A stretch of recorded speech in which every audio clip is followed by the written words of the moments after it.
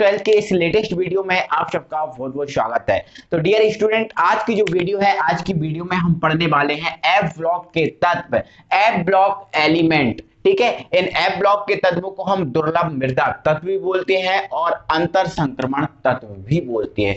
क्यों बोलते हैं दुर्लभ मृदा तत्व, ये भी बताऊंगा। अंतर संक्रमण तत्व क्यों बोलते हैं, ये भी बताऊंगा। बट उससे पहले आपका ये पता होना चाहिए कि एफ ब्लॉक के तत्व होते क्या हैं स्टूडेंट। तो मेरे स्टूडेंट, जो एफ ब्लॉक के तत्व होते हैं, ऐसे तत्व होते हैं जिनका अंतिम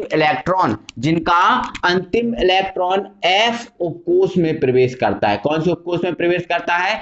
एफ उपकोष में प्रवेश करता है। तो ध्यान रखना, ऐसे तत्व जिनका अंतिम इलेक्ट्रॉन एफ उपकोष में प्रवेश करता है, एफ ब्लॉक के तत्व कहलाते हैं। ठीक है, अब जो एफ उपकोष के बारे में बात करें तो डियर स्टूडेंट, जो एफ उपकोष होता है इसमें 7 कक्षक होते हैं। कितने कक्षक होते हैं? 7 कक्षक होते हैं। 1 2 3 4 5 6 और ये 7, इस टाइप के 7 कक्षक होते हैं। और एक कक्षक में आपको पता है 2 ही इलेक्ट्रॉन होते हैं। तो इस 7 कक्षक में टोटल इलेक्ट्रॉन कितने होंगे? 14 होंगे। कितने इलेक्ट्रॉन होंगे स्टूडेंट? 14 इलेक्ट्रॉन होंगे। तो ध्यान रखना कि जो आपका एफ उपकोष होता है इसमें आपके 7 कक्षक होते हैं। कितने कक्षक होते हैं?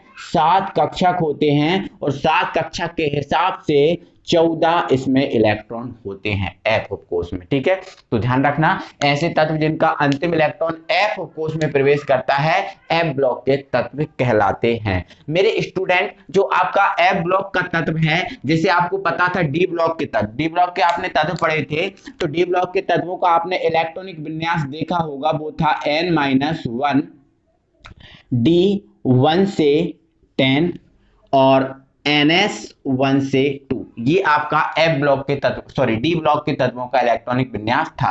तो उसी देखो, जिस प्रकार से आपका जो डी था एक पहले भराता था, इसलिए n-1 करते थे, उसी प्रकार का जो आपका एफ उपकोष है वो डी से भी पहले भराता है, डी से भी पहले भराता है। ठीक है, मतलब n-1 में एक और माइनस करेंगे तो आपका आएगा n-2। तो या फिर हम ऐसा कहें कि जो आपका n कक्षक होता है उससे एक पहले डी भराता है और 2 पहले f भराता है, इसलिए इसमें आता है n-2। ठीक है, तो ध्यान रखना, अंतिम कक्षक के 2 पहले आपका एफ भराता है, इसलिए आता है इसमें n-2। तो इसका जो सामान्य इलेक्ट्रॉनिक विन्यास है वो होता है n-2 1 से 14, क्योंकि आपको पता है एफ में 14 इलेक्ट्रॉन होते हैं, तो 1 से 14 और n-1 डी 1 से 10। बट 1 से 10 नहीं होता, ये 0 से 10 होता है। 0 से 10 इसलिए होता है कि डी में कभी कभी ऐसी कंडीशन आ जाती है कि एक भी इलेक्ट्रॉन नहीं होता, 1 हो सकता है, 2 हो सकता है, 3, फिर 10 तक हो सकते हैं। ठीक है, चलो, इसका भी जो इलेक्ट्रॉनिक विन्यास होता है वो ns 0 से 2 होता है। कभी कभी ऐसा होता है कि ns में भी एक भी इलेक्ट्रॉन नहीं होता। तो आपको ध्यान रखना है कि ये जो है ना एफ ब्लॉक के तत्वों का सामूहिक इलेक्ट्रॉनिक विन्यास है। ठीक है, सामूहिक इलेक्ट्रॉनिक विन्यास है जी। ठीक है, तो एफ ब्लॉक का तत्वों का। ठीक है, तो ध्यान रखना मेरे स्टूडेंट, ऐसे तत्व जिनका अंतिम इलेक्ट्रॉन एफ उपकोष में प्रवेश करता है, एफ ब्लॉक के तत्व कहलाते हैं। ठीक है, इनके अंतिम 3 कोष अपूर्ण होते हैं। इनके जो अंतिम 3 कोष अपूर्ण होते हैं, एक देखो, एक n-2 वाला, एक n-1 वाला और एक ns वाला, ये तीनों के तीनों अपूर्ण होते हैं, है ना। ये भी कभी फुल नहीं भरा होता, ये भी कभी फुल नहीं भरा होता, ये भी कभी फुल नहीं भरा होता। एक आध कंडीशन ऐसी होती है कि उसमें फुल भरा जाता है, बट सभी जगह ये फुल नहीं भरा होता है। तो ये हमारे जो है ना एफ ब्लॉक के जो तत्व हैं, इनके 3 कोष अपूर्ण होते हैं, n-2, n-1 और ns, ये 3 होते हैं आपके अपूर्ण। ठीक है, तो इनका जो सामूहिक इलेक्ट्रॉनिक विन्यास है ये आपका दिया है। ठीक है, कोई दिक्कत है ना। तो अब आगे समझो, अब ये दुर्लभ मृदा तत्व क्यों कहते हैं, इस चीज पे बात करेंगे मेरे भाई। जो एफ ब्लॉक के जितने भी तत्व हैं उनमें से अधिकतर तत्व, कौन से तत्व? अधिकतर बोल रहा हूं मैं, अधिकतर मतलब ज्यादातर जो तत्व हैं वो ज्यादातर तत्व हैं रेडियो एक्टिव हैं। क्या है? रेडियो एक्टिव तत्व हैं, मतलब रेडियो किरणों से बने हैं। ज्यादातर जो तत्व हैं एफ ब्लॉक के वो रेडियो एक्टिव तत्व हैं। और रेडियो एक्टिव तत्व होने के कारण ये जो तत्व हैं वो मृदा में उपलब्ध नहीं है, क्योंकि रेडियो किरणों से बने हैं तो मृदा में तो उपलब्ध होने का कोई क्वेश्चन ही नहीं उठता। तो ये मृदा में उपलब्ध नहीं है, मृदा में उपलब्ध नहीं है, इसलिए हम बोलते हैं इन्हें दुर्लभ मृदा तत्व। मृदा में उपलब्ध नहीं है, ये रेडियो किरणों से बने हैं, इसलिए इन्हें हम बोलते हैं दुर्लभ मृदा तत्व, क्योंकि मृदा में तो उपलब्ध नहीं है, ये रेडियो किरणों से बने हैं। समझ गए ना? तो ध्यान रखना, अधिकतर तत्व इसमें रेडियो एक्टिव है, मृदा में उपलब्ध नहीं है, इसीलिए हम बोलते हैं इसको दुर्लभ मृदा तत्व। अब अंतर संक्रमण तत्व क्यों बोला जाता है? अंतर संक्रमण तत्व इसलिए बोला जाता है स्टूडेंट, क्योंकि देखो आपने पढ़ा था डी ब्लॉक के तत्व हैं संक्रमण तत्व। डी ब्लॉक के तत्व क्या है? संक्रमण तत्व। और ये जो तत्व हैं डी ब्लॉक के तत्वों के समान होते हैं। जैसे सचिव के बाद उपसचिव होता है ना, उपसचिव किससे जुड़ा होता है? सचिव से। उपसचिव किससे जुड़ा होता है? सचिव से। उसी प्रकार ये जो तत्व हैं, एफ ब्लॉक के तत्व हैं, वो डी ब्लॉक के तत्व मतलब संक्रमण तत्वों से जुड़े हैं, इसलिए हम इन्हें बोलते हैं अंतर संक्रमण तत्व। तो आप समझ गए अंतर संक्रमण तत्व क्यों बोला जाएगा? क्योंकि ये संक्रमण तत्व डी ब्लॉक के तत्वों के समान व्यवहार प्रदर्शित करते हैं, है ना? जैसे डी ब्लॉक के तत्व परिवर्ती ऑक्सीकरण अवस्था प्रदर्शित करते हैं, तो ये भी करते हैं। डी ब्लॉक के तत्व धातु हैं, तो ये भी धातु हैं। तो इस टाइप से आपको ध्यान रखना है ना। तो एफ ब्लॉक के तत्व ऐसे तत्व जिनका अंतिम इलेक्ट्रॉन एफ कोश में प्रवेश करता है, एफ ब्लॉक के तत्व कहलाते हैं। इनके बाहरी 3 कोश अपूर्ण होते हैं, n-2, n-1 और ns अपूर्ण होते हैं। ठीक है, इनका ये सामान्य इलेक्ट्रॉनिक विन्यास ये है, सामान्य इलेक्ट्रॉनिक विन्यास ये है। ठीक है, चलो, ये इन जो एफ ब्लॉक के तत्वों में अधिकतर तत्व रेडियो एक्टिव हैं, इसलिए ये तत्व मृदा में उपलब्ध नहीं है, इसलिए इन्हें दुर्लभ मृदा तत्व कहा जाता है। एवं ये तत्व संक्रमण तत्वों के समान व्यवहार प्रदर्शित करते हैं, इसलिए हम बोलते हैं इन्हें अंतर संक्रमण तत्व। क्लियर हुआ? आई होप कि ये चीजें सब आपको एफ ब्लॉक से रिलेटेड समझ में आ गई होंगी। ठीक है, अब मेरे स्टूडेंट जो एफ ब्लॉक के जो तत्व हैं इनको 2 श्रेणियों में बांटा गया है, उन श्रेणियों के बारे में हम बात करते हैं। तो डियर स्टूडेंट, जो एफ ब्लॉक के तत्व हैं इनको हम 2 श्रेणियों में विभाजित करते हैं। कितने श्रेणियों में विभाजित करते हैं? 2 श्रेणियों में विभाजित करते हैं, जिसमें हमारी पहली श्रेणी है लेंथेनाइड श्रेणी। कौन सी श्रेणी? लेंथेनाइड श्रेणी। तो सबसे पहले ये जो लेंथेनाइड श्रेणी होती है एक्चुअल में दोस्तों ये होती क्या है, इस चीज पे हम बात करेंगे। ये लेंथेनाइड श्रेणी है क्या चीज, इस पे बात करेंगे। तो मेरे स्टूडेंट, आपने एक तत्व सुना होगा La, लेंथेनम। एक आपने तत्व सुना होगा लेंथेनम La, जिसका परमाणु क्रमांक होता है 57। तो ये आपका जो लेंथेनम La जो तत्व है, लेंथेनम जो तत्व है आपका La, इसके बाद जो आने वाले जो 14 तत्व हैं, कितने तत्व? 14 तत्व। इस लेंथेनम La के बाद आने वाले जो 14 तत्व हैं, जो ये रखे cerium, promethium, NdPm, SMu, Gd, Tb, Dy, HO, Er, Tm, Yb, Lu, ये जो 14 तत्व आपको दिख रहे हैं, ये 14 तत्व आपके कहलाते हैं लेंथेनाइड के तत्व। क्या कहलाते हैं? लेंथेनाइड के तत्व। तो ध्यान रखना मेरे स्टूडेंट, इस लेंथेनम La के बाद आने वाले 14 तत्वों को हम लेंथेनाइड तत्व कहते हैं। कौन से तत्व कहते हैं? लेंथेनाइड तत्व कहते हैं। ये जो लेंथेनाइड तत्व हैं, इन लेंथेनाइड तत्वों का जो परमाणु क्रमांक है वो 58 से स्टार्ट है।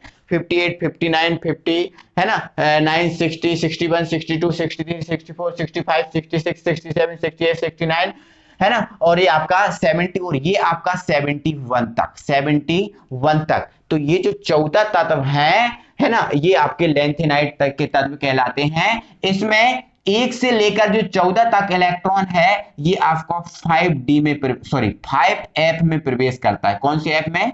5F में प्रवेश करता है। इसमें जो 58 से लेकर 71 जो इलेक्ट्रॉन है वो 5F में प्रवेश करने के कारण इस श्रेणी का नाम है 5F श्रेणी। इस श्रेणी को 5F श्रेणी भी बोला जाता है। 5F श्रेणी भी इस श्रेणी को बोला जाता है स्टूडेंट। ठीक है, अगर इस श्रेणी की इलेक्ट्रॉनिक विन्यास की बात करें तो देखो इसका सामान्य इलेक्ट्रॉनिक विन्यास एक्चुअल में मेरे भाई होता क्या है, मैं यहां पर लिख दूं क्या, n-2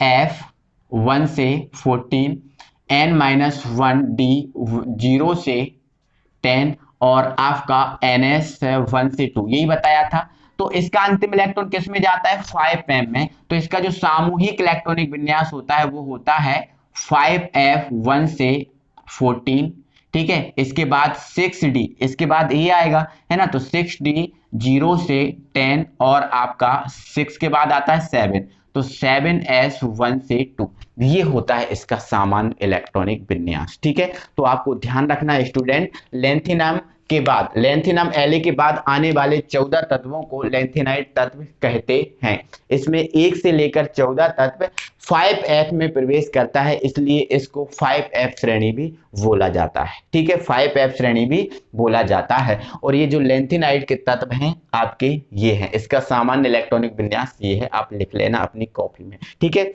अब इन तत्वों को याद करने की मेरे भाई एक ट्रिक है, आप अपनी कॉपी में लिख लेना, मैं बोल रहा हूं आप अपनी कॉपी में लिख लेना। वो ट्रिक है सीता, प्रसाद एंड प्रेमा। क्या बोला मैंने? सीता, प्रसाद एंड प्रेमा।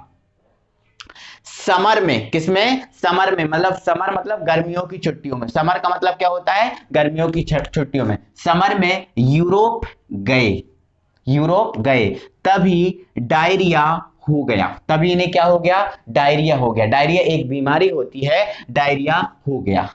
अरे तुम वाई लो, तो एक दूसरा व्यक्ति वो कह रहा है कि अरे बेटा ऐसा मत करो, अरे तुम वाई लो। वाई मतलब वाई नाम की एक टैबलेट है, उस वाई नाम की टैबलेट को लो, ठीक है। सीता, प्रसाद एंड प्रेमा समर में यूरोप गए तभी डायरिया हो गया, अरे तुम वाई लो, एक वाई नाम की टैबलेट आती है उसको लो, ठीक है।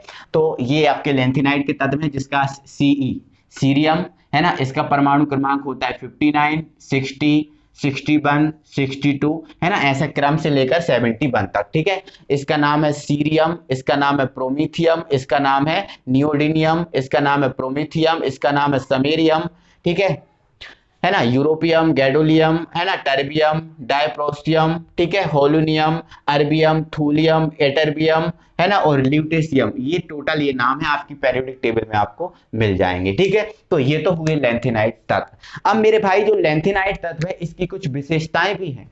ये जो लेंथेनाइट तत्व हमने पढ़े हैं इनकी कुछ विशेषताएं भी हैं, है ना।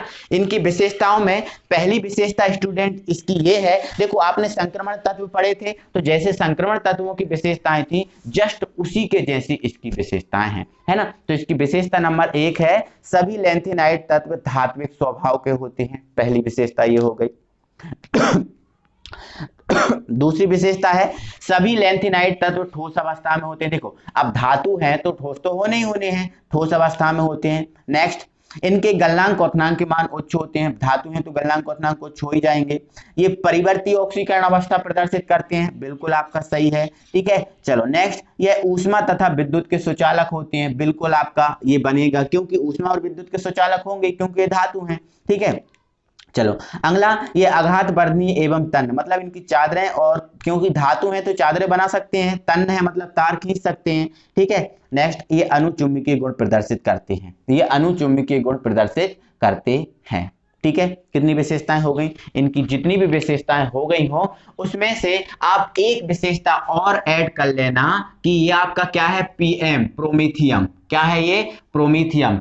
प्रोमीथियम पीएम के अलावा, पीएम के अलावा सभी तत्व नॉन रेडियो एक्टिव हैं, मतलब केवल जो ए श्रेणी है इसमें केवल जो आपका पीएम है यही रेडियो एक्टिव है, यही रेडियो एक्टिव है, रेडियो एक्टिव है, बाकी सब बिना रेडियो एक्टिव, कोई भी रेडियो, बाकी इसके अलावा ये जो जितने भी तत्व आपको दिख रहे हैं ये मृदा से प्राप्त है, ये मृदा से प्राप्त है, लेकिन केवल जो रेडियो एक्टिव है सो वो है केवल पीएम। तो ध्यान रखना, इसमें एक और ऐड कर लेना, इसमें पीएम प्रोमीथियम के अलावा बाकी सभी तत्व नॉन रेडियो एक्टिव हैं, ये आप ऐड कर लेना, ठीक है। चलो तो हाँ आगे बढ़े मेरे स्टूडेंट, इतना आपको सबको क्लियर हो गया बहुत अच्छे से।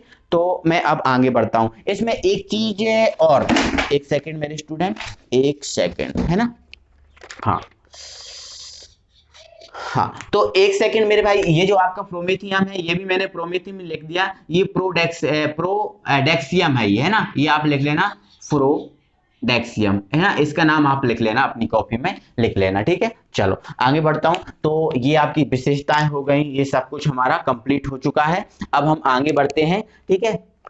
चलो आगे बढ़ते हैं, इसका नाम लिख ही दे रहा हूं,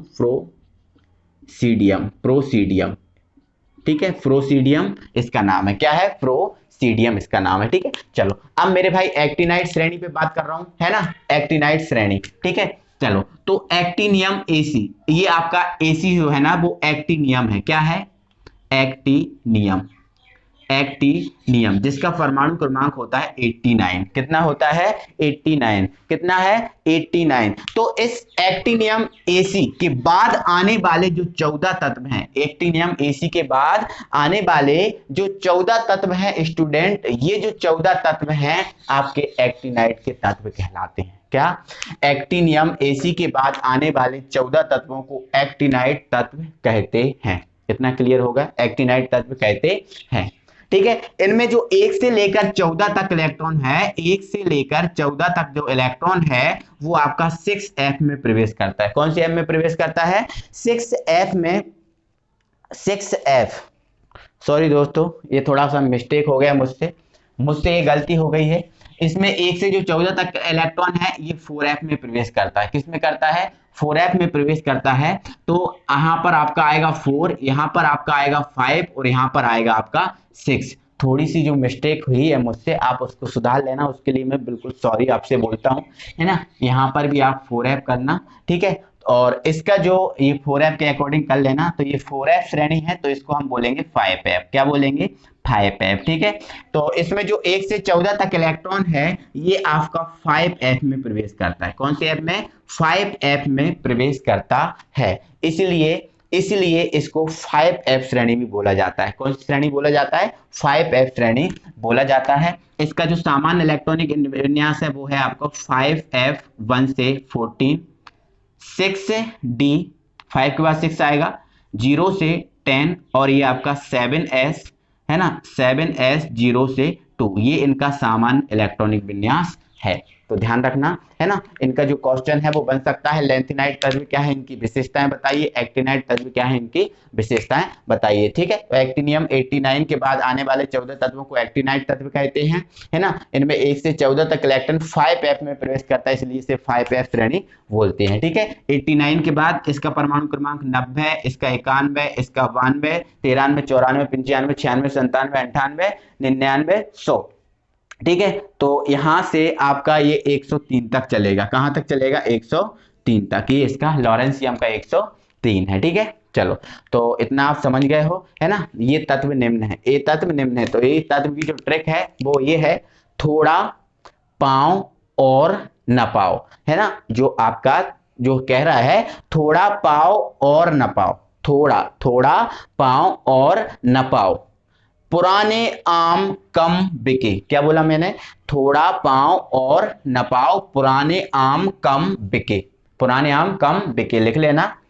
californium, einsteinium, fermium, mendelevium, californium, einsteinium, fermium, mendelevium, nobel लो, है ना, नोबेल मिल रहा है, नोबेल पुरस्कार मिल रहा है, उस नोबेल पुरस्कार को लो। कौन कौन, कैलिफोर्नियम, आइंस्टीनियम, फर्मियम और मेंडेलियम नोबेल लो, नोबेल पुरस्कार मिल रहा है उसको लो। तो ये इसकी ट्रिक है ना। ये हमारा थोरियम है, प्रोटेक्टिनियम है, यूरेनियम, नेपच्यूनियम, प्लूटोनियम, अमरसियम, है ना, curium, berkelium, californium, einsteinium, fermium, mendelevium, nobelium और लॉरेंसियम, ये जो तत्व हैं आप अपनी कॉपी में अच्छे से समझ लेना, लिख लेना इस ट्रिक के साथ, ठीक है। तो इतना आप समझ गए हो ना। अब इसकी विशेषताओं की बात आ रही है स्टूडेंट, तो इसकी जो विशेषताएं हैं जस्ट सेम है, किसके, जैसे हमने लेंथिनाइड तत्वों की विशेषताएं लिखी थी उसी टाइप से आप इसकी विशेषताएं लिख लो। जैसे आपने लेंथिनाइड तत्वों की विशेषताएं लिखी थी ना, टोटल वही की वही ये इसकी विशेषताएं लिख लेना। केवल उसमें एक पॉइंट ये ऐड करना कि सभी एक्टिनाइड तत्व रेडियो एक्टिव हैं। इसमें आपके जो 14 तत्व आपको दिख रहे हैं, 14 के 14 तत्व आपके रेडियो एक्टिव हैं, है ना, तो इसमें लिख लेना सभी तत्व रेडियो एक्टिव हैं। इसमें केवल क्या था, आपका प्रोमीथियम रेडियो एक्टिव था, बाकी इसमें सभी तत्व रेडियो एक्टिव हैं। तो इतना आप अच्छे से अपनी कॉपी में कंप्लीट करो, है ना। तो और फिर अगली वीडियो में हम एक और इंटरेस्टिंग एंड मस्ट क्वेश्चन के साथ मिल सकते हैं। तो सबसे पहले दोस्तों मैं बता देता हूं इसका क्वेश्चन आ सकता है मेरे स्टूडेंट, लेंथेनाइट तत्व क्या है, इनकी विशेषताएं बताइए।